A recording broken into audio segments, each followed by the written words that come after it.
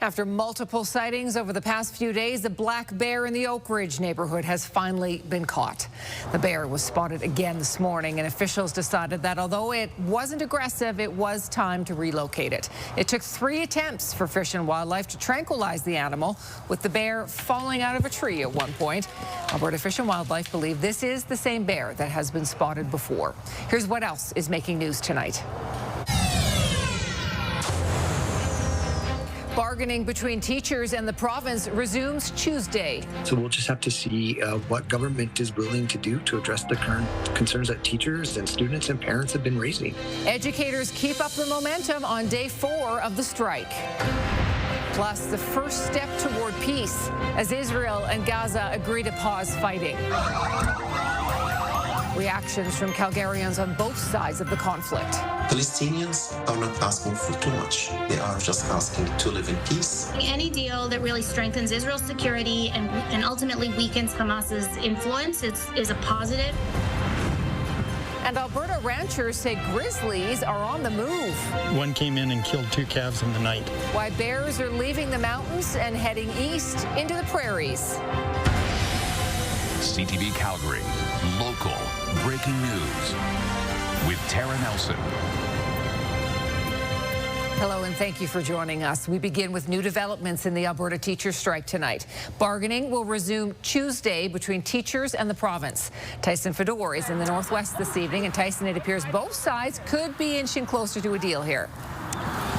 And Tara, you can see behind me, student athletes are out here in support of their teachers, but it looks like those exploratory discussions that have been ongoing for about a week now have seemed to pave the way a bit further here in these negotiations, as the ATA saying that it initiated contract talks to resume following this Thanksgiving long weekend, and that the province is focused on securing a deal that is fair and adequate to teachers and students along with Alberta taxpayers.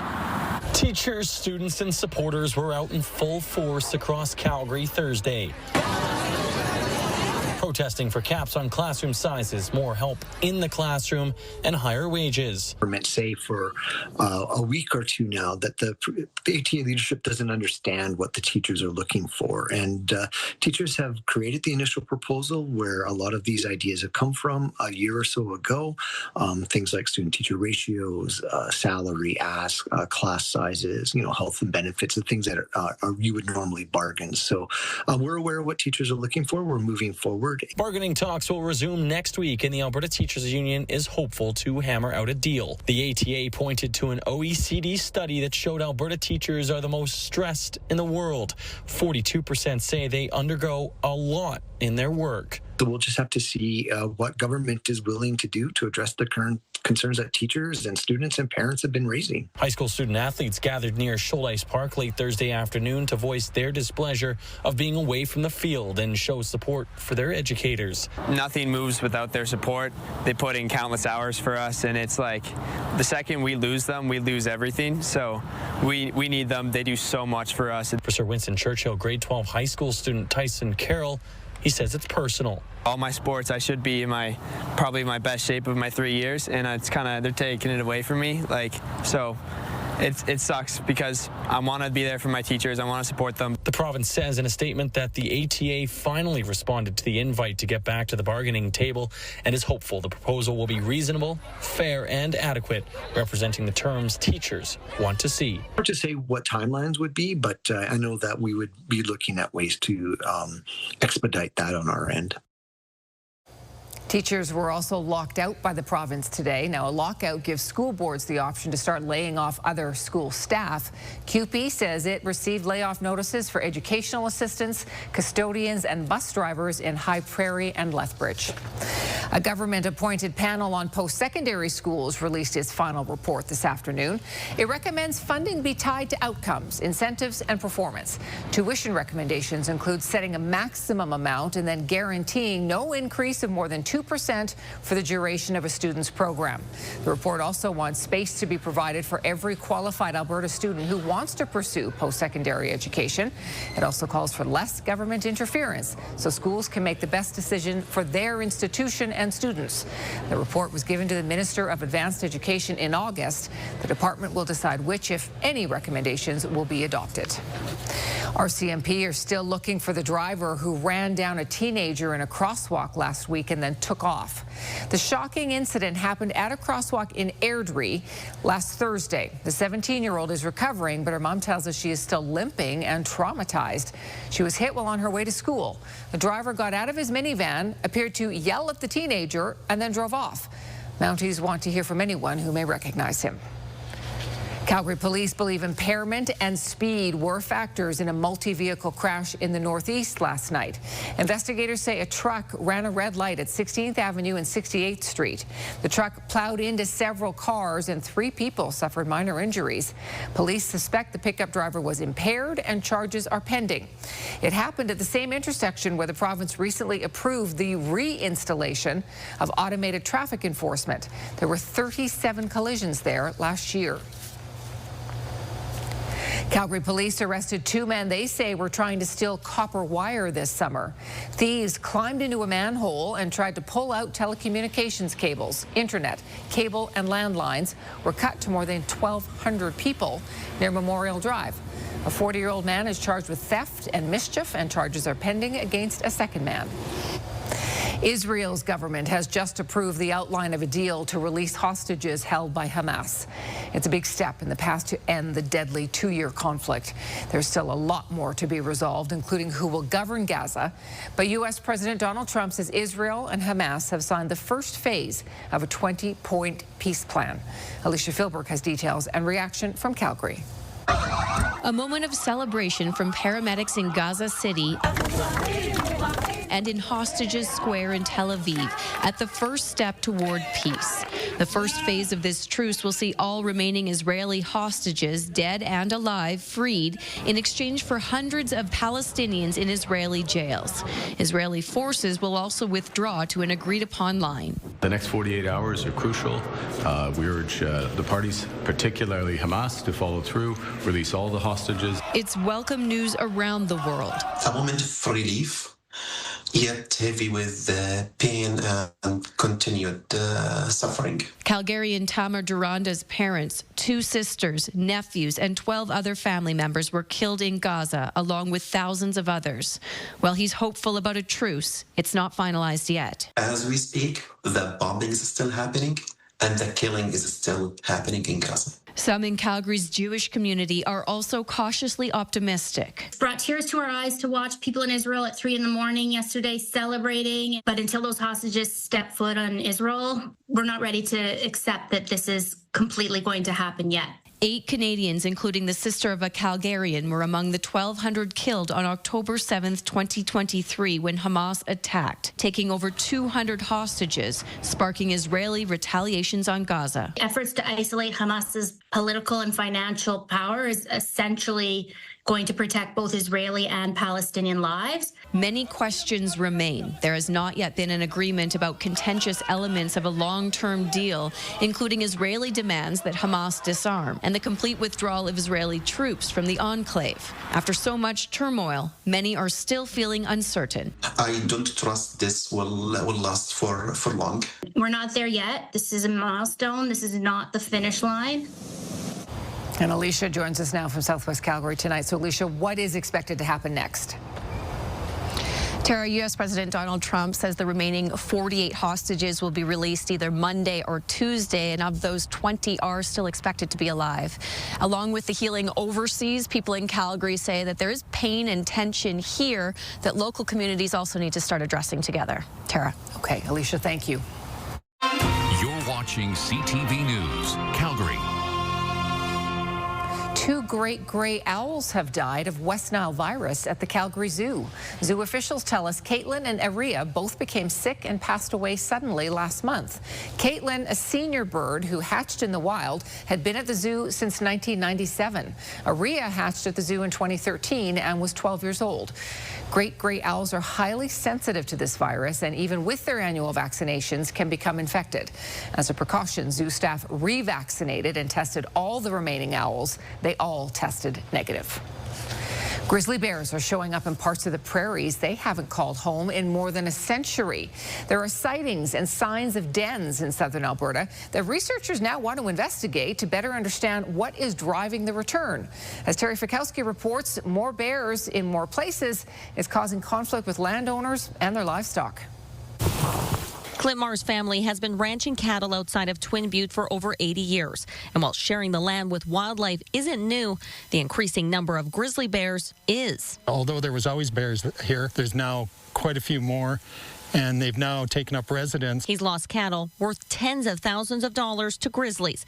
A problem until the last few years was quite rare. We've had bears come right into our corrals and kill calves there. After a few close calls of his own, he now carries a gun and doesn't let his granddaughter roam the property the way he did growing up. About every rancher in this area has run into a bear on a fence line fencing or when they're calving. Researchers with the Carnivores and Communities program are in the early stages of a project looking to connect with landowners or anyone who suspects or has seen a den in southern Alberta. Historically, grizzlies roamed the prairies freely until early settlers pushed the populations out in the early 1900s.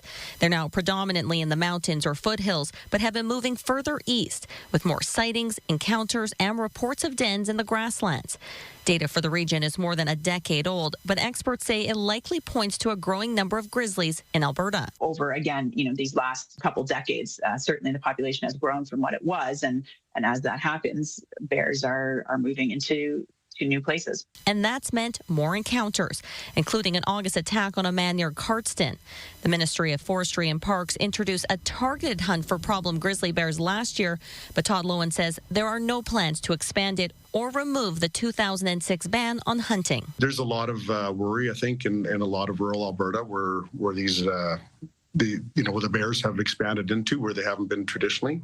And so I think we have to keep our eye on that and make sure that Albertans are safe and feel safe. Marr understands bears belong on the landscape too, but can't ignore ones that become a threat to his family and livelihood. If you got a bad bear, you've got a bad bear. They need to be dealt with. Terry Fikowski, CTV News in Twin Butte. Landowners with a suspected den on or near their property, or anyone who may have come across one in southern Alberta, is encouraged to report it to the Carnivores and Communities program on the Waterton Biosphere website. The Federal Department of Fisheries and Oceans has given the go-ahead for a bridge in Kananaskis country. The decision will enable the logging company, West Fraser Cochrane, to continue with its work in the area. Construction of the bridge was stopped in 2023 because of concerns for threatened species like bull trout in the Highwood River. The Canadian Parks and Wilderness Society says the Department of Fisheries and Oceans continues to put the profits of resource extraction companies ahead of the survival and recovery of listed species. Well, a sunny afternoon is turning into a lovely evening. Danielle joins us now. So what do the next few hours hold? Well, the winds are picking up a little bit, so gusts up to 40 kilometers per hour at times is possible for the next few hours anyway. That's really the only thing to speak of for the next 24 hours. Tomorrow will be just as nice as today. Bright, for example, and even a little warmer. 15 degrees is the temperature at the airport right now. Winds anywhere from 15 to 30 kilometers per hour. And for tomorrow, yeah, keep in mind, obviously a cool start to the morning because it's that time of year, but we should get close to that 20-degree mark in the afternoon tomorrow. Again, game-changing weather as we head into Thanksgiving weekend. I'll be back with the details on the wet snow that's in the forecast that's just ahead, Tara. Thanks, Danielle. The city of Chestermere is officially taking ownership of its only golf course after the course's owners plan to shut down the greens at the end of the season. The city is spending $10 million on the 127 acres of land at the Lakeside Greens golf course. It follows a lengthy negotiation with the previous ownership group who had planned to shrink the course 2 years ago and build high-density housing. That plan was rejected by council after significant opposition. The city's mayor says the course is an important part of the community. Economic development's a key piece for us, and within that, there's so many of our young residents that this is like their first job. It's kind of like their initiation into the professional world, and so that was a very important part of it as well. So we're looking at around 100 jobs as being protected because of this purchase. Mayor Dean says part of the golf fees will help pay for the loan to purchase the course, so it will not impact property taxes. The city is also looking to offer recreational activities year-round at the golf course. We'll return to our top story next, the impact of the teacher strike. We'll meet an Alberta mom worried about her daughter and others with disabilities getting left behind while schools remain closed. And as COVID numbers start to climb countrywide, most Canadians think the vaccine should be free for everybody. We're back in about a minute.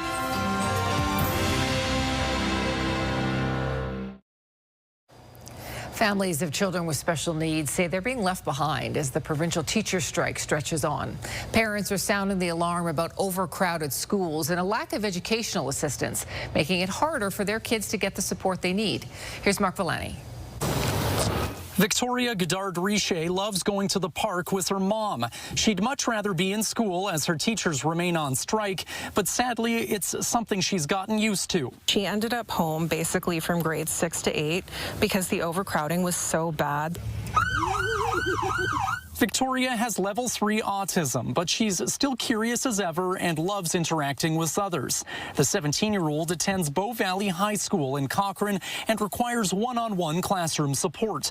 A lack of educational assistance and overcrowding in schools is making that an almost impossible task. It's not inclusive to stick a child that needs EA support in a classroom without it and expect them to be able to function and expect a teacher to be able to fill that gap when they have 30-plus other students. Outside of the classroom, it's getting worse too. The average family with a special needs child is waiting up to 3 years to access critical supports, including speech and behavioral therapy. So there's higher demand on schools and teachers because people aren't getting the early intervention, but at the same time, because the schools don't have the supports they need, you have families seeking more respite and work-related care. The province says it's offering support in the form of a $30 per school day payment plan during this strike for parents. But some say many special needs children are left behind. $30 a day is not going to allow them to hire someone who has the skills. And if you happen to have a child over the age of 12 who has a disability and requires supports, there's nothing for you. And the longer this strike goes, the longer families worry about their ability to make ends meet. Some say the only way to help them is to first help teachers. I've watched teachers struggle. I've heard the outbursts in the hallways of children struggling to adapt and struggling to cope with the environment. Our children are our future. Mark Villani, CTV News, Calgary. This is CTV News, Calgary. Let's bring Danielle back in now as we look ahead to a very changeable 5-day forecast. Changeable is a good way to say that, yeah. Changeable, different, game changer. All in all, though, we are looking at the potential for slick roads at times on Thanksgiving weekend, which is for some people traveling to see friends and family. So we'll talk about the forecast in just a second, but just to focus on the right now, it's beautiful outside. So hopefully you've enjoyed a little bit of today. 15 degrees is the temperature right now in the city of Calgary. Also 15 in Lethbridge and Brooks, Milk River, and just above that in Medicine Hat. We have nothing to speak of right now for radar and satellite. It's quiet. It's going to be quiet through tomorrow as well, and then things will start to falter. So we have a little push of warmth, and this will really kick in tomorrow. So that will get us close to that 20-degree mark in the city tomorrow because of this. But then we have this upper level, we have a huge upper level trough. This is going to allow this colder air to seep in. It's also going to spark up some moisture and some precipitation. But in this case, because temperatures will dip to and below the freezing mark, yeah, we have the potential for some wet snow, specifically Saturday night in through Sunday, but the cold air will last in through Monday as well. So a chilly Thanksgiving forecast for us. Just to play this through the hour by hour tomorrow, again, nothing to speak of. Late tomorrow night is when we'll see some showers begin in the mountains and in the far south as well. Small chance of seeing that in Calgary tomorrow night. Saturday, we'll have clouds increase in the morning. So the morning actually may be quite nice, and we'll even get to a decent temperature on Saturday. I'll show you that in just a second. But then Saturday afternoon, we have the showers start to peek into the city.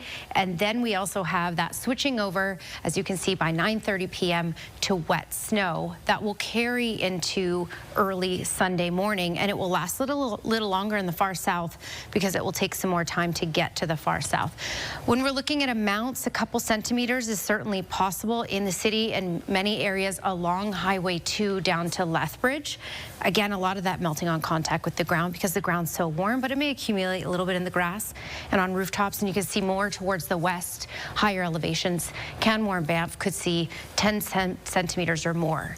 Okay, 19 degrees for tomorrow in the city, mainly sunny skies. Then we're looking at 16 for Saturday. So Saturday morning and early afternoon may actually still be quite nice. Then the rain kicks in, switches over to wet snow Saturday night in through Sunday morning. Check out your highs for Sunday and Monday. 1, and there's the turkey for Thanksgiving Monday, just a high of 0 by then. Tara.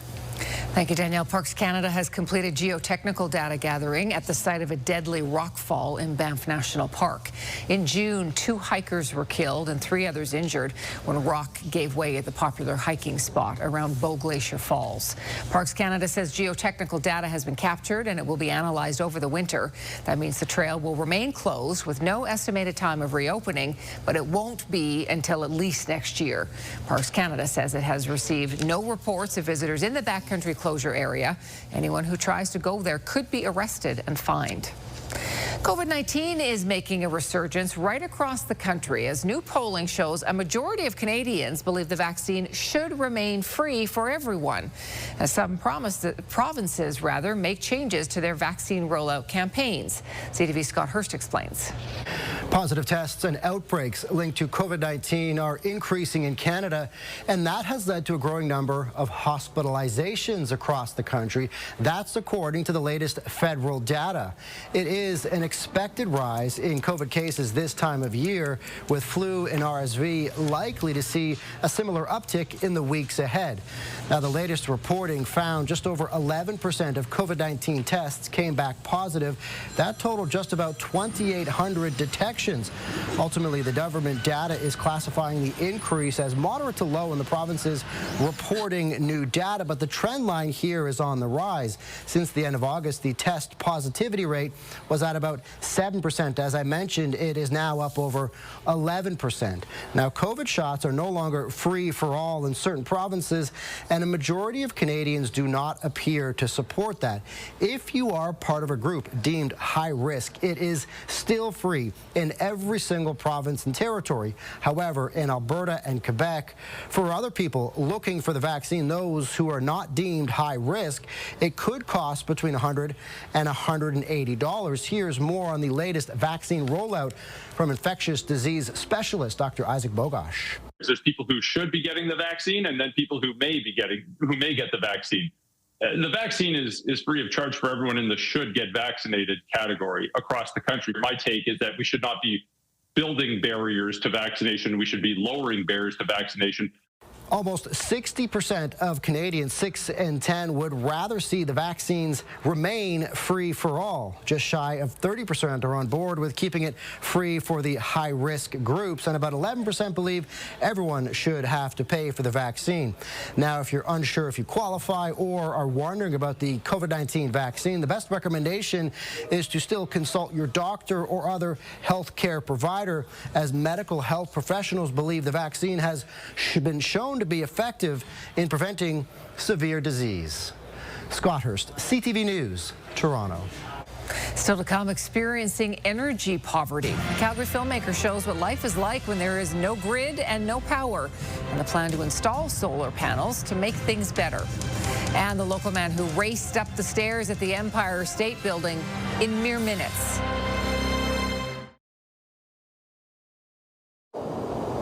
Inspectors say a crack in a pipe caused a natural gas pipeline rupture west of Edmonton last year. The TC Energy pipeline ruptured near Edson in April 2024.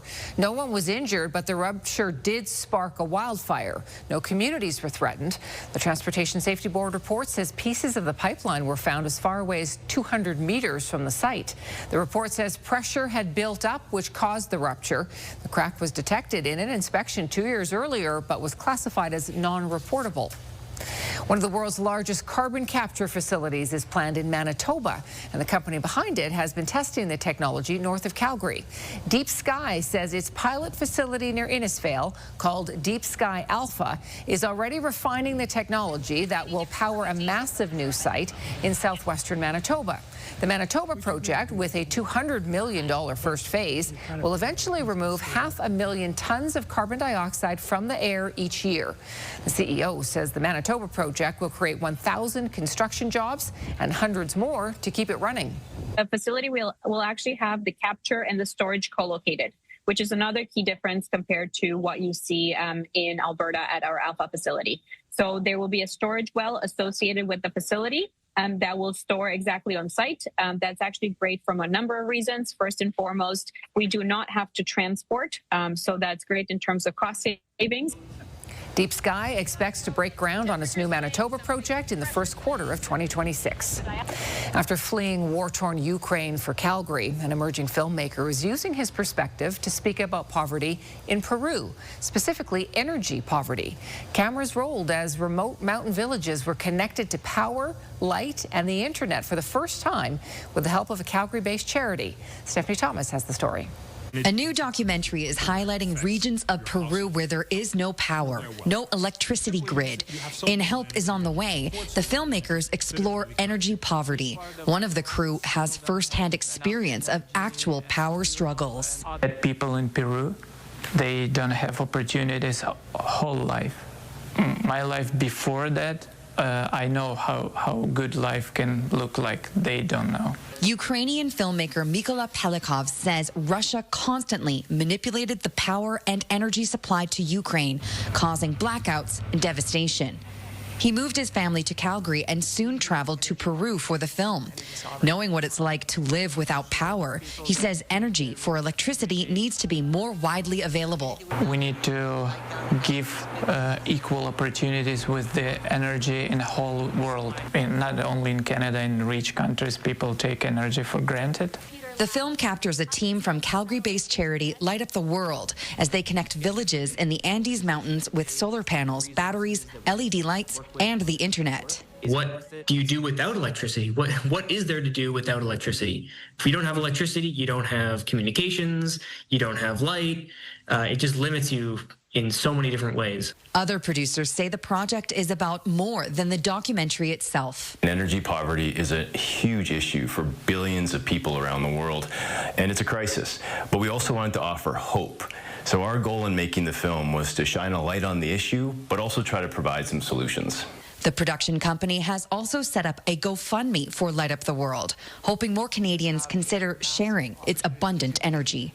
Stephanie Thomas, CTV News, Calgary. The film is available now for free on YouTube.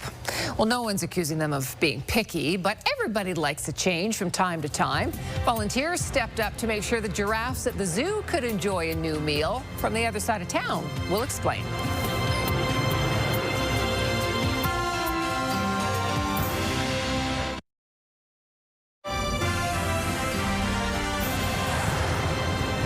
A Calgary man has some pretty unique bragging rights. He went to the top of the Empire State Building, but he didn't use the elevator. This is 64-year-old Brad Late running the annual Empire State Building run-up on October 8th. The event has been a New York City tradition for the last 47 years. Only 500 people get the opportunity to participate in the grueling 86th-floor race, so that's 1,576 steps, by the way. Late made the journey in just over 20 minutes and is making a habit out of tower running. So I ran the Stratosphere in Las Vegas a few years ago, Stratosphere Tower there, and my goal is to run a bunch of these towers throughout the world. But so this is kind of my second major event. Late says he started out as a jogger, actually, but he found doing stairs was easier on his body. 86 flights, 20 minutes. I get tired just listening to you read about it. Yes, that is incredible. Holy cow. Congratulations to him. Wow. Well, policing a community is a very delicate dance, sometimes quite literally. Oh. This Tulsa, Oklahoma officer responded to a noise complaint of loud music at a gathering, and then he further responded by busting out a move himself. There I go. He did issue a citation, but not before getting into the groove. The department said they heard from a lot of people afterward. They appreciated his style, and they did agree to turn the music down. We'll call him the Palouse officer, right? That's right. Yeah. With the move. Palouse. I like when you can let loose like that. That's pretty good. Well, now to a duet that is so bad it's good, if that's even possible.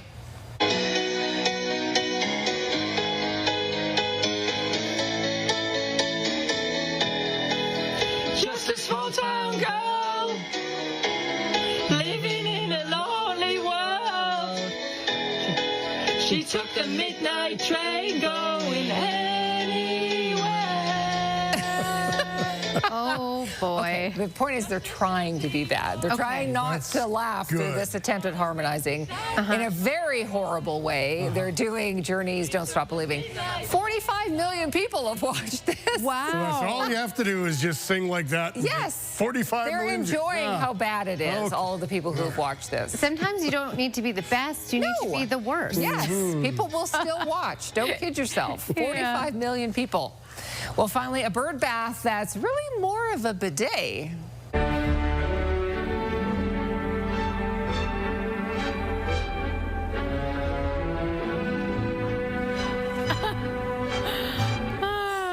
I think this Blue Jay is quite enjoying himself. Yeah. He flew into the bath for a little splash, but got a little more than he bargained for, but then he didn't move, so I don't think he minds. Just getting ready to cheer on the Blue Jays on Sunday, huh? That works just perfectly for him. Well, still to come, Aritzia more than tripled quarterly profits. We'll tell you how the U.S. market is boosting growth. Our business report is next.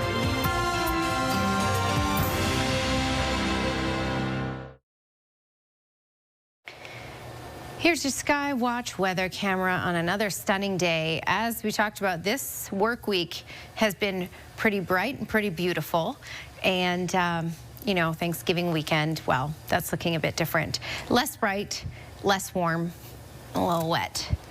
Okay, 15 degrees right now in the city, also in Brooks. It's 16 in Drumheller and Medicine Hat, 15 in Lethbridge Milk River. Basically mid-teens in many communities in southern Alberta right now, which is around where we should be for this time of year. We're on average about 3 degrees above normal right now.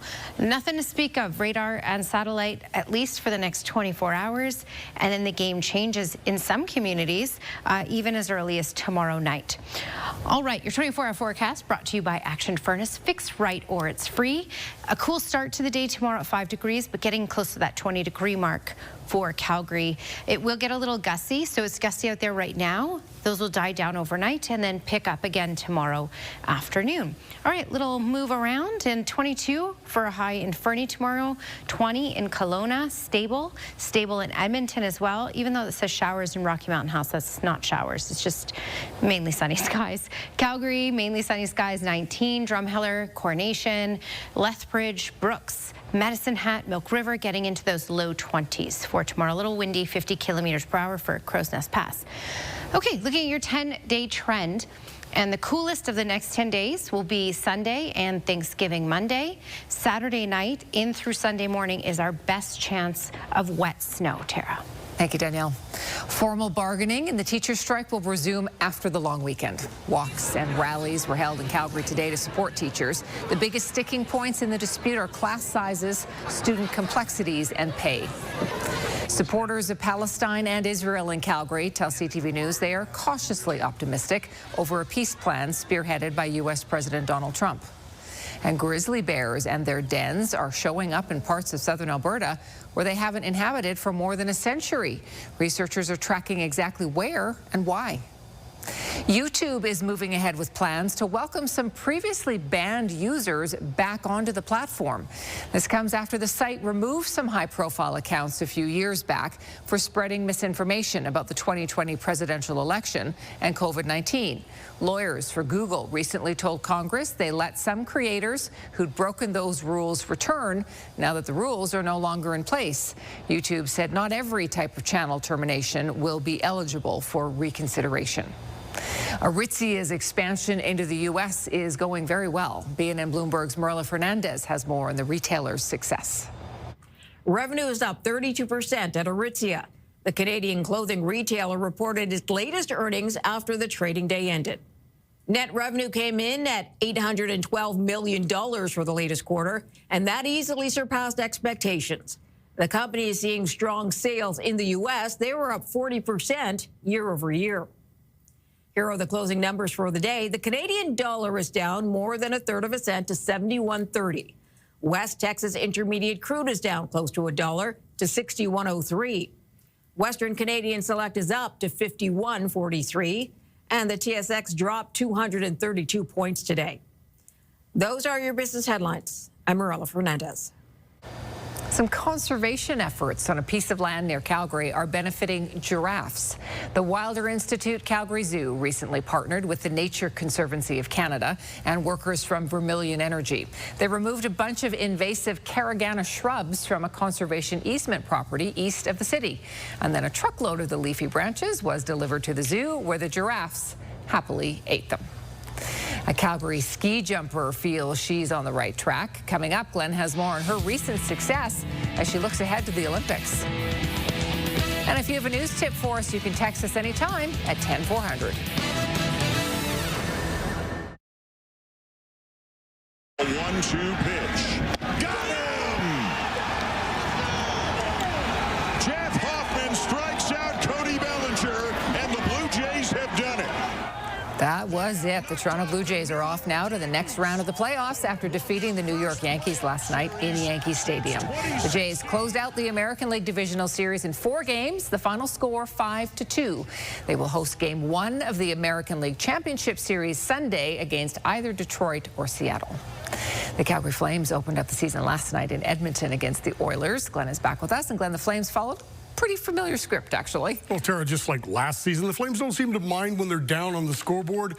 The Flames fell behind 3-0 to the Oilers, but found a way to come back and win the hockey game. Things did not look good for the Flames in the first half of this game. Oilers power play, and Leon Draisaitl is going to finish this one off, and that would give the Oilers a commanding 3-0 lead. But the Flames would start their comeback a little after that. Matvei Gridin playing in his first NHL game, looking to pass to Matt Coronado, goes in off Noah Philp, past Stuart Skinner, his first in the NHL, 3-1. Then a couple of minutes later, the Flames on the power play, puck goes high in the air, Connor Zary bats it home. They go to video review. They count it as a goal, so it's 3-2.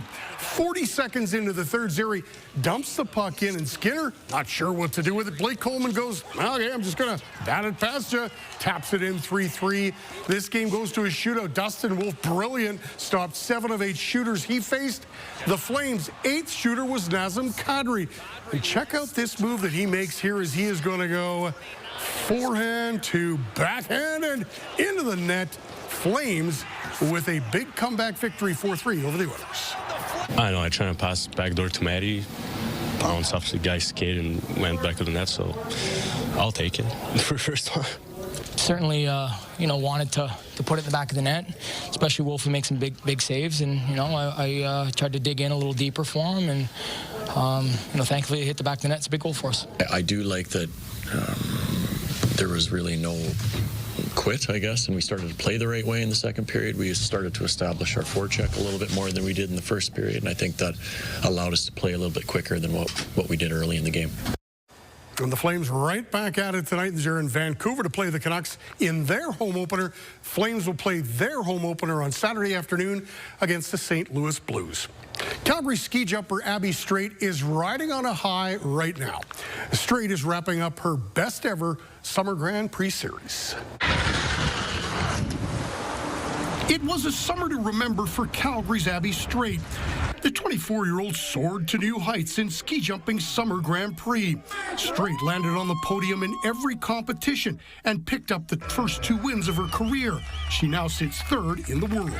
I came in with the mindset, okay, this is the year, we're leaving nothing on the table, and it panned out really well.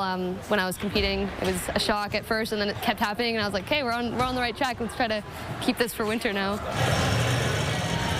Straights in Calgary for the last time before heading overseas for the last Summer Grand Prix event, World Cups, and then the 2026 Winter Olympics in Italy.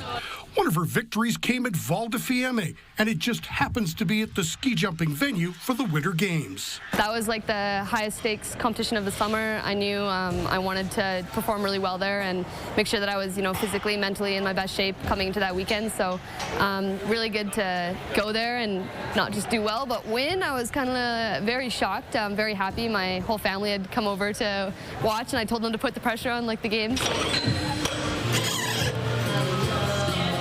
As good as it's been for Straight, she doesn't want to look too far ahead. There's still a lot of work to be done before the Winter Olympics. It's easy to get a big ego or a lot of confidence from good performances, but I'm really just trying to appreciate it every time and be thankful and keep working on the process. In a sport like this, there's always things to work on, so even when I'm on the podium or when I'm winning, I'm like, okay, but what could I have done a little bit better? And you never know in the winter who's going to show up at top level, so still lots of work to do between now and Milan. What a difference a year's made for Straight. Last year, she had a couple of bad crashes. She admits it was hard to come back from, not just physically, but also mentally. She feels great now and is hoping to continue her winning ways right through to the Olympics. Chicago Cubs will try to stave off elimination tonight in their series against the Milwaukee Brewers. Now, the Cubs have a Calgary flavor, and Mike Soroska from Calgary, he's one of their pitchers. And another one is Andrew Kittredge, who used to pitch for the Okotoks Dogs. Kittredge was with the Dogs for 1 season. That was back in 2011. He was drafted by the Seattle Mariners, played in the major leagues with Tampa Bay, St. Louis, Baltimore, and now for the Cubs. Dogs general manager Tyler Hollick is an associate scout for the Brewers, but he says it's pretty awesome to see a dog pitching in the postseason. Well, I think it's a lot of fun to watch. First of all, I'm a little biased. Andrew was one of my teammates way back when we both played on the Dogs together in 2011, and just to see all the success he had coming out of Washington and going up to the minor league system with the Mariners and watching him pitch in the biggest games in baseball right now, it's really cool. And there's another dog connection in this series. The Dogs' first ever big leaguer, Jim Henderson. He's an assistant pitching coach for the Brewers. That game between the Cubs and Brewers gets underway in just a few minutes' time. But I'll tell you, Hollick, a little bit torn right now. He wants to see the pitcher do well, but he's going Brew Crew. Okay. Always, right? Got to follow your heart. Yeah. So, final peek of the weather. We've got a couple more nice days still to enjoy. Yeah. Tomorrow is fantastic. If you can take tomorrow off, that would be a great idea. Tack that onto your Thanksgiving long weekend, because that will be the best day out of the next 4, as you can see. That is, of course, if you like sunshine and warmer temperatures. By Saturday, 16 degrees. We'll have the clouds increase on Saturday. By the afternoon, there's a good chance of showers. And then by Saturday night in through Sunday morning, that's our chance of getting wet snow. Check out Sunday's high, just 1, and Monday's high, just 0. But there's a dancing turkey, so there you go. That looks like the Blue Jay from Trending. Yeah, Come on, right? with the bidet. That's your Action Furnace 5-day forecast. Okay, weather window brought to you by Lux Windows and Doors, crafting quality windows and doors for your style, budget, Alberta's climate. And how about this view? Shelley sent this in, Rawson Lake in Kananaskis. And yeah, take the pictures. Oh, I should actually give you the address here to send them in, because you may take some good ones tomorrow. Calgary Weather Pics at bellmedia.ca. Nice shot. Thanks for your company tonight. For breaking news anytime, go to our website. We'll see you again tomorrow.